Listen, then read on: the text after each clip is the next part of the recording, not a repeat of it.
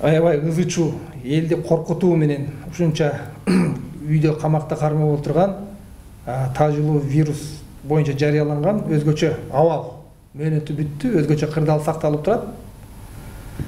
Бул нерсе, ушул нерсе биздин мамлекеттин абалы кандай, экономикасы кандай, финансысы кандай, азык-түлүк коопсуздугу кандай деген бир маселелердин бардыгын мындай жалаң аштатып алып чыкты да, аябай чоң нерселер. Нукура жүзүн көрсөттү. Нукура жүзүн, чыныгы акыбалды көрсөттү да бизге.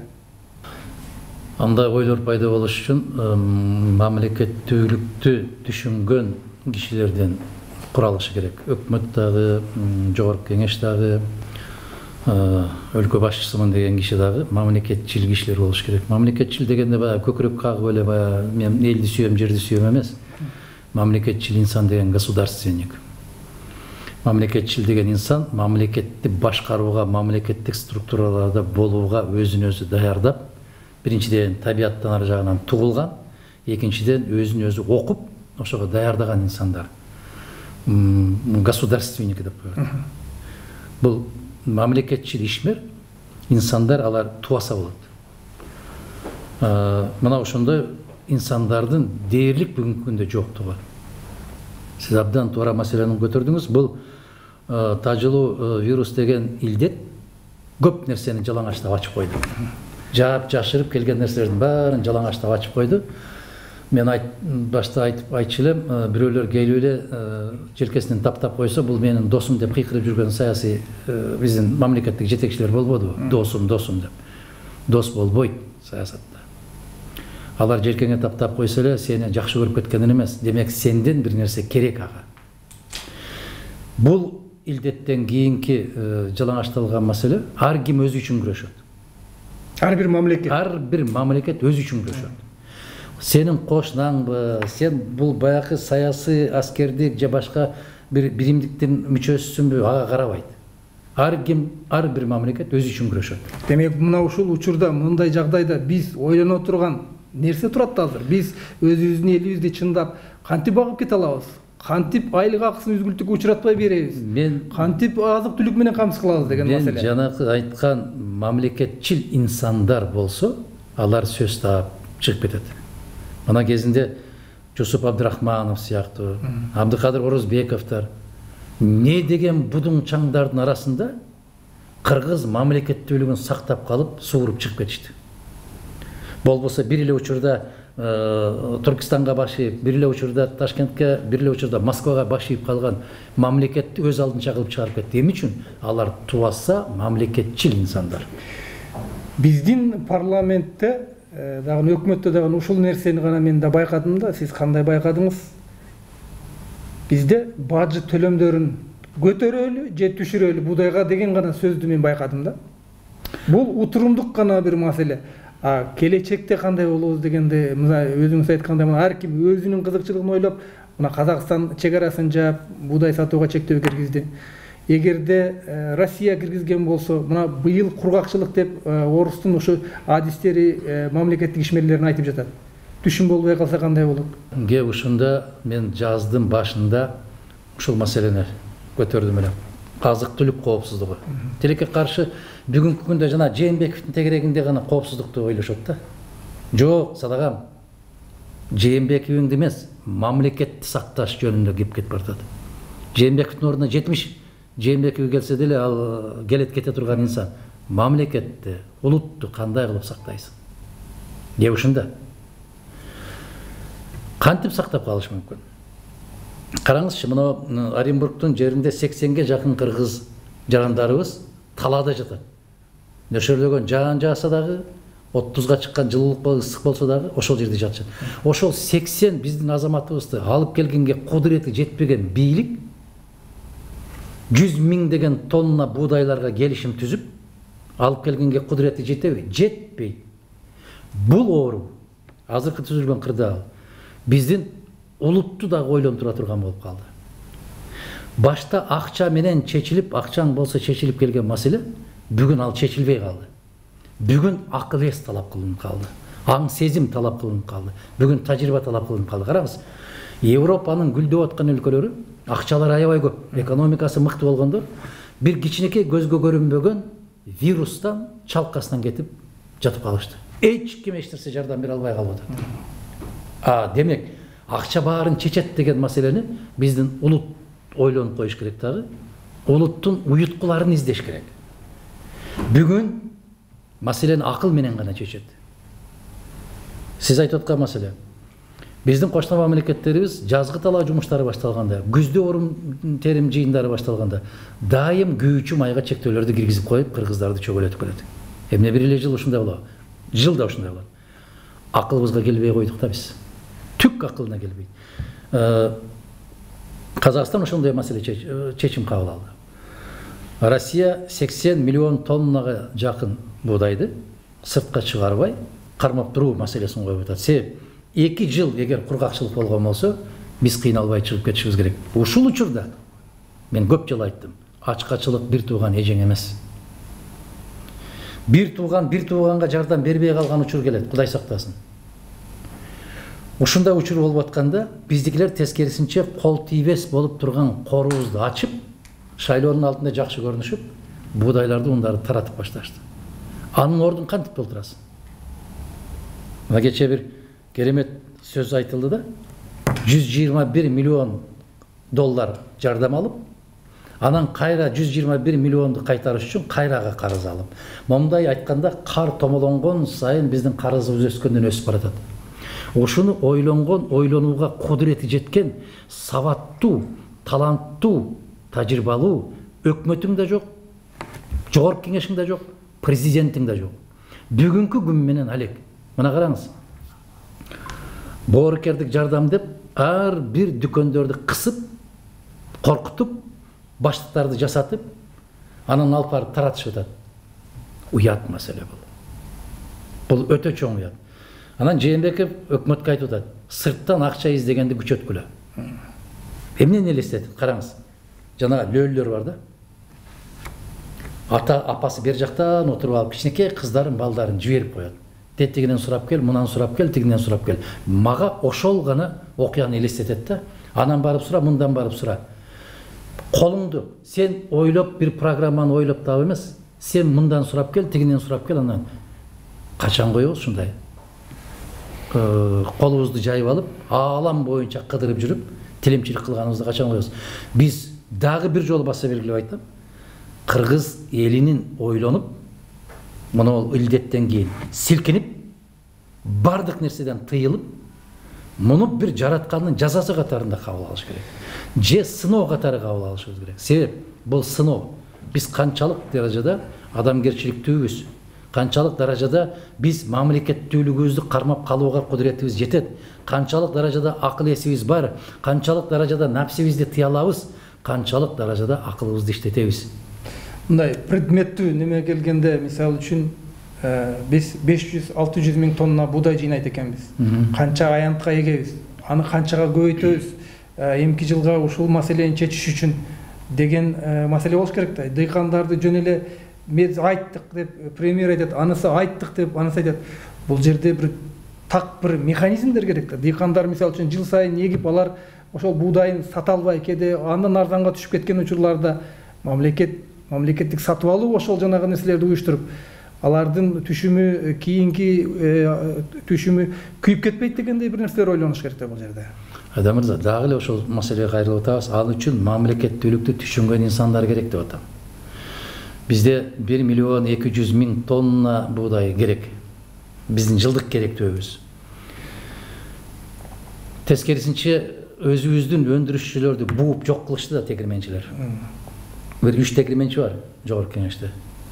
Сырттан келген буудайга, унга баягы бажы төлөмдөрүн алып салуу менен биздин ички дыйкандарыбыздын ошолорго атааңдаштыгына каттуу сокку урушту. Буудай өндүрүүчүлөрдү тап катарында жоюп салышты деп бир жарым жыл башта айттым мен. Өзбекстан менен чегара ачылганда калпагыңды көккө ыргытпай тур кыргыз. Мындан сен пайда таппайсың дедим. Кезинде мына сиздин коллегаларыңыз айтып чыгышты. Мадумаровга чегара ачылса да жакпайт. Чегарадан эмне пайда табасың сен, айтчы айланайын. Биздин күнөс кана өстүрүп аткан помидор, бадыраң өстүрүп аткандардын баары тап катары жок болду. Себеп ага туруштук берип баягы атааңдаштык түзө албайт. Себеп Өзбекстандан келип аткан жашылча жемиштердин баары арзан. Бизден 30% арзан. Күнөскана газ өзүнүкү. Газ өзүнүкү, жер семирткичтери өзүнүкү, бардык шарттары бар. А бизде баягы бир канча бир 40 сотик жерге күнөскана кылган болсо, канча тонна көмүр жагат. Анын бардык баягы себестоимостун эсептеп келгенде, биздин 1 килограмм помидорубузду өстүрүү үчүн, өндүрүү үчүн 90 сом керек болуп атса, Өзбекстандыкына 20 сом керек. Мына натыйжада биздин дыйкандардын баарына сок курулду. А баягы тегирменчилер мыйзам жаза коюшуп, эми эл да ойлонуш керек да. Эми ошол канын соруп, элдин бүтүндөй канын соргон азаматтар келип 10 килограммдан ун таратып койсо, кайра эле дарбы ошонун аркасынан чуркап жүргөн баягы эле биздин элибиз да.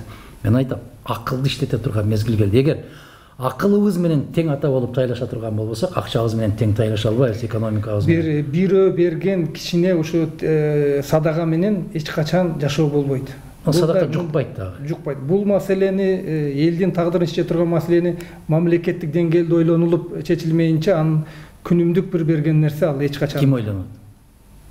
Негизи эл жана шайлоо жөнүндө айтканымызда эл ушуну ойлонуш керек. Баракелде. Ал качан ойлонот? Качан? Улакчынын аркасынан кетет. Концерт койгондун аркасынан кетет. Күрөш уюштургандардын аркасынан, топ уюштургандардын аркасынан кетет. Акча бергендердин аркасынан, ун, май, чай бергендердин аркасынан кетет. Ушинтип жүрүп мамлекетти кемирип жок кылып атабызбы? Бул нерсе мына өзгөчө азыр көрүндү. Мына төлөй албайбыз деп отурат. Жалдырап ар бир тыйын сурап отурат. Буудай жетишпейт, Казакстанга, Россияга жалдырап отурабыз. Булардын бардыгын ушул илдет аябай көрсөттү. Негизи эле ушул илдет жөнүндө алганда бул нерсе бир корона психоз жаратып, элдин ушунчалык үшүн алып, биздикилер баягы аддар болсо эшек кошодарбы дегендей бир акыбалга жеттик. Бирок башка бир акыл эске салып, мунун каерде чыккан болсо, ошол жердегиге чара көрөлү деп мына Беларусты алсак, Швецияны алсак, кошуна Тажикстанды алсак, эч кандай бир экономикалык ишмердүүлүктү токтоткон жок бул жерлерде. Норвегияны караңыз, Данияны караңыз, Скандинавия өлкөлөрүн. Аларда бир аз карантин киргизишти. Киргизишти, бирок кандай карантин киргизишти? Не дээрлик баягы чоң иштеп аткан экономикага таасир берүүчү ишканаларды алар жапкан жок. Бүт баарын кууп үйгө киргизип берген жок. Иштеп атышты. Мына Швецияны өзүңүз айтып атасыз. Беларус таптакыр эч нерсени жапкан жок. Караңыз эми. Кыйкырып чыгышты, могул жерден дагы кээ бир профессорлор кыйкырган. Мадумаровдун жакшы көргөн мамлекети дегендей кылып. Бүткүл дүйнөлүк саламаттык сактоо уюмунан өкүлдөрдү ачык чакырды Лукашенко. Ишенбейсиңер, келгиле деди. Өлкөбүз ачык, келип өзүңөр текшерип кеткиле деди. Текшерип кетишти. Аргасыз эч кандай бир коронавирус деген бир мындай бир эмне жок. Апаат болуп кетти. Вирус бар, бирок апаат болуп кеткен жери жок. Вирусту мен дайым айтам, вирустан текшерсе баарыбыздан чыгат. Анан биздин дарыгерлердин айтуусу, көпчүлүгү ооруп атканын билбей өткөрүп атат дейт. Туура. Симптому жок. Симптому жок дейт. Анда бул силер айтып аткандай бир бөкөчө коркунуч эмес экен го. Ооруп аткан киши да сезбейт экен. Тескерисинче, сасык тумоо тийип калса 5 күн үйүңдөн тура албай чыга албай жатасың. Мурдуңдан да токтобой, көзүңдөн да токтобой. Андагы SARS деген чыкты, мындан 2 жыл башта. SARS-дагы өлүм канча пайызга көп тажылуу вирустан деп атат. Бул оюн, дагы бир жолу айтам, бул аябай чоң оюн, биздин баягы сабатсыз бийлик ошол оюнга кошулуп алды да. Үйүңдө бол, үйдө бол, үйүңө кир деп кыйкырбаган же бир артист калган жок, Караңыз, ошол эртең уялса керек дейм да, ошо үйдө бол дей бергенден. Мен айттым эле, ошо үйдө бол десе, буудайды сен себесиңби? Картошканы сен олтургузасыңбы? Бакты сен карайсыңбы? Чөптү сен чабасыңбы? Малды жайытка сен чыгарасыңбы? Мени Айдан мырза аябай каттуу таң калтырган маселе ушул болду да. Мына Ысык көлдүн бир жеринде ошол илдетке чалдыгып калды дегендерге күмөн болгондорду текшерүү үчүн бир аз кармай турган жерди киргизебиз деди. Караңызчы, элдин баары чыгып алып ташбаран калып, бул жерди кылбайбыз. Анан мен элестеттим. Биз не болдук? Биз кандай мыкаачылыкка барып калдык? Бизде неге ушундай сезимдер кетип калды? Кече 75 жыл башта Улуу Ата Мекендик согушта Ленинградтан, башка жактан келген 300 000 киши келгенде жеп олтурган наныбызды жерге коюп ошолорго берип, ичип олтурган тамагыбызды, кесебизди ошолорго берип, кучагыбызды жайып тосуп алган кыргыз, касиеттүү кыргыз бүгүн бир тууганыңдан бирдеме чыгып калды десе тепкилеп ар бир айылга теректерди кулатып тос. Пейилиң кайда кетти садагам?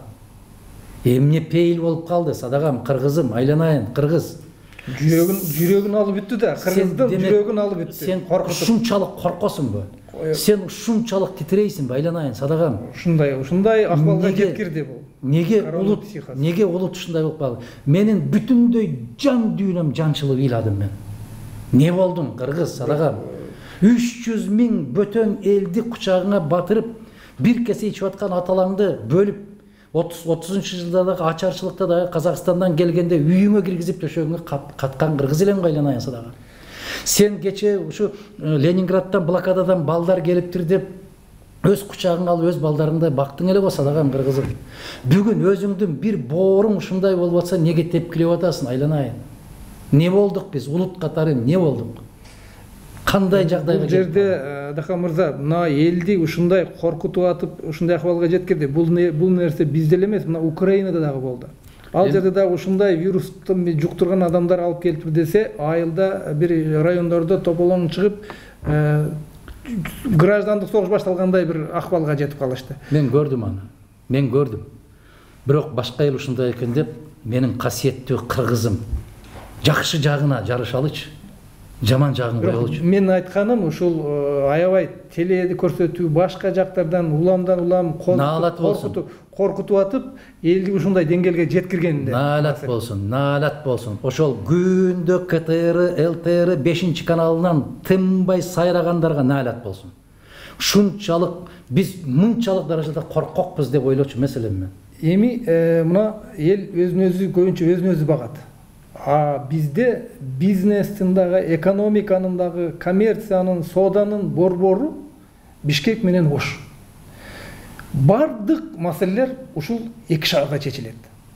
Негизинен бир мисал үчүн дыйкан үчүн тракторун оңдогонго бир тетик алайын десе дагы ушул жака келип алып кетиш керек. Же кредит алам десе дагы ушул жака келип алып кетиш керек.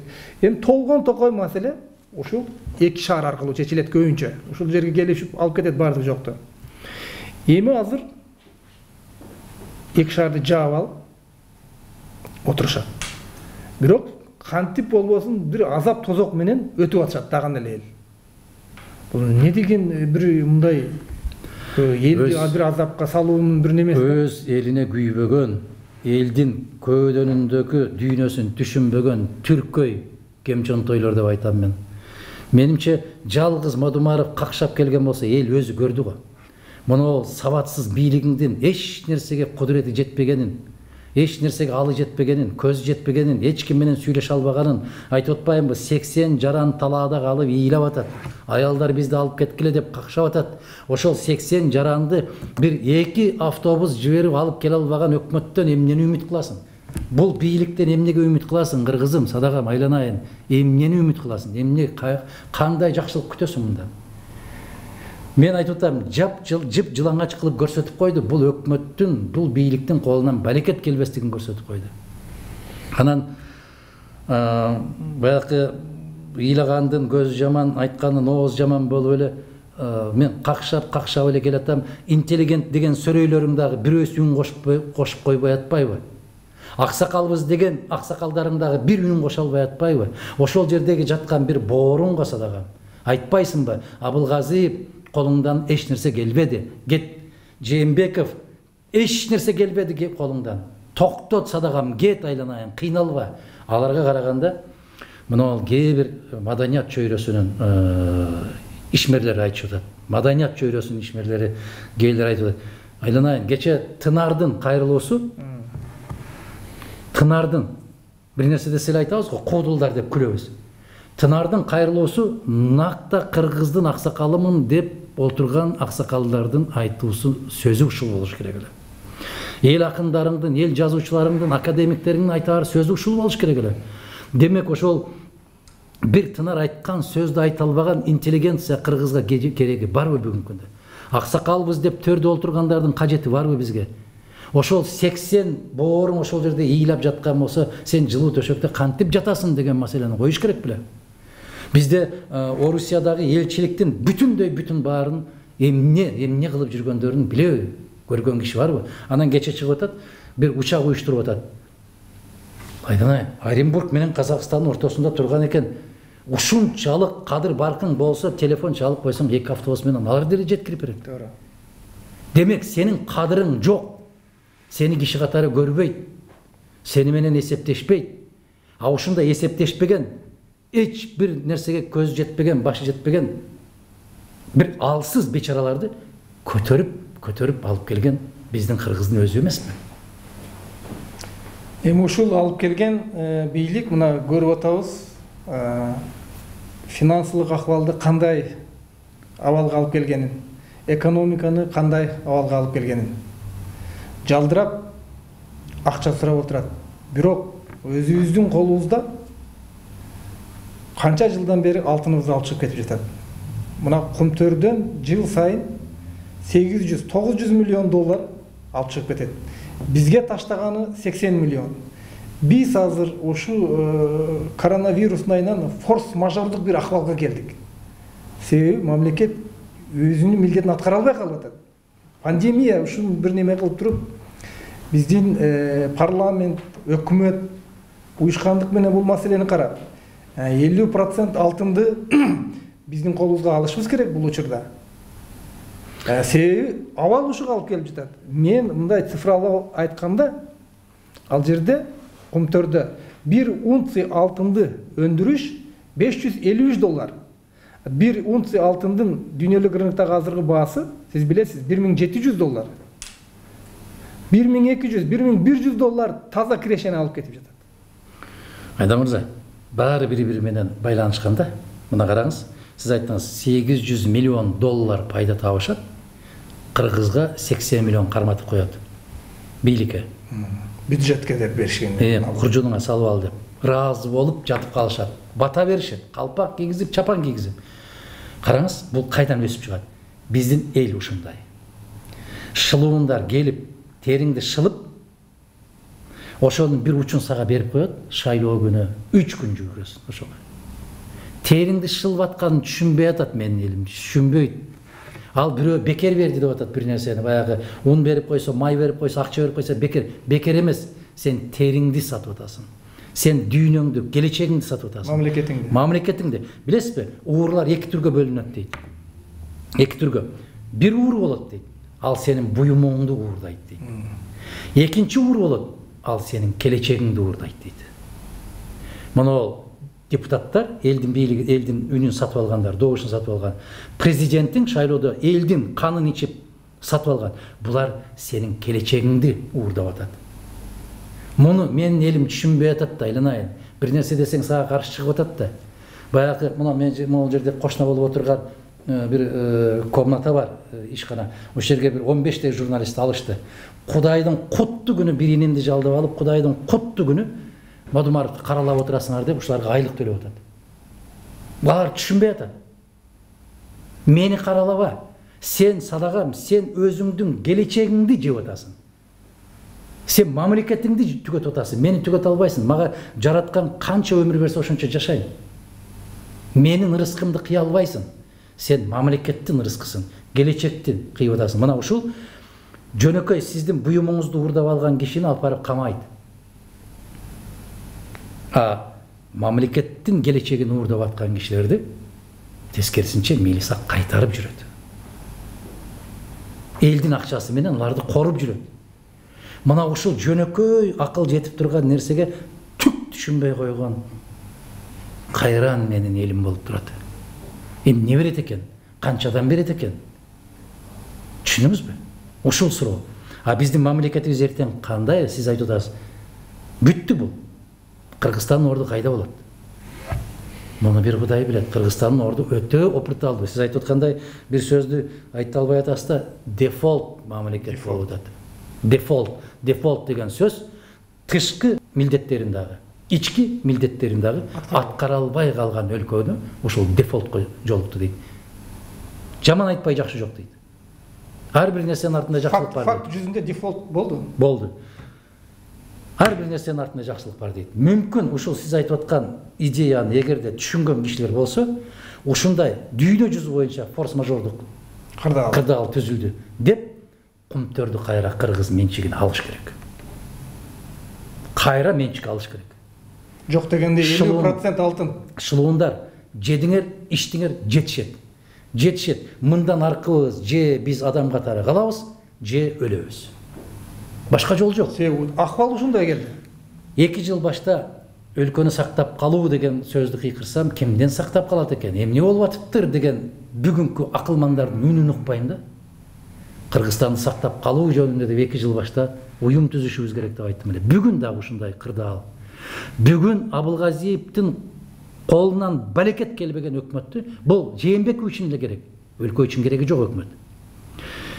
Тез, ыкчам түрдө кетирип, акылы бар, мүмкүнчүлүгү бар, тажрыйбасы бар, мыкты эр азамат жигиттерди, кыздарды алып келип туруп, өлкөнү коргоп сактап калуу керек болсо, өзгөчө укуктары менен эл ишенимине ээ болгон өкмөттү кураш керек. Жээнбеков мени сактап калгыла деп кыйкырбаш керек. Улутту сактап калыш керек бүгүн. Мамлекет өлкөнү сактап калыш керек бүгүн. Бүгүн өлкөнү сактап калуу. Бул ыйламсырап отурган өкмөттүн колунан түк келбейт эч нерсе. Дагы жаман көрүнөрмүн. Бирок мен кайра какшап айтам. Кезинде айтканда укпаган элбиз өзү негизи. Артынан гана айтабыз. Баягы айтып атпайбы, кишини киши катарында билиш үчүн ал өлүш керек дегендей. Эми андан Кудай сактасын. Эми өлкөнү өлтүрүп алгандан кийин кошок айтканың жерге кирсин садагам. Бүгүн сакташ керек. Бүгүн бизден күчтүү өлкөлөр дагы Кудайдын куттуу күнү президенттери чыгып кайрылып атат. Алар миллиардтаган акчаларды бөлүп, мисалы Россия транспорт бөлүгүнө 30 миллиард рубль берди. Учпай калган самолеттор, жүрбөй калган поездар үчүн. Кыргыз сен эмне бересиң садагам? Эмнени бересиң? Жок дегенде биздин кемпир чалдарыбызга, бабышкаларыбызга берүүчү пенсияң жок. Ымыркай балдарыңа берүүчү жөлөк пулуң жок. Ошону төлөй албай калуу коркунуч болуп атат. Чоң коркунуч. Мына дарыгерлерге биз кошумча акча төлөп беребиз деп убада беришкен эле, азыр дарыгерлерин нааразы болуп атат, 1 тыйын кошумча акча төлөп бере албайт. Милиционерлер өз эрки менен баш тартты деп жарыя кылып атат. Барекелде. Кайсы ким акчада жөн эле. Бул деген кара санатайлык. Бул деген жүзү жоктук. Бул баягы мен айтып аткан тоок уурдап алган кишилерге караганда ак үйдө ак көйнөк кийип отурган уурлар коркунучтуураак. Мен буларды кыргыздын нукра башына түшкөн мүшкүл, башына түшкөн азап, шор бүгүнкү ошо биздин келечегибизди, мамлекеттин келечегин уурдап аткан уурларды айтам. Бул бийлик.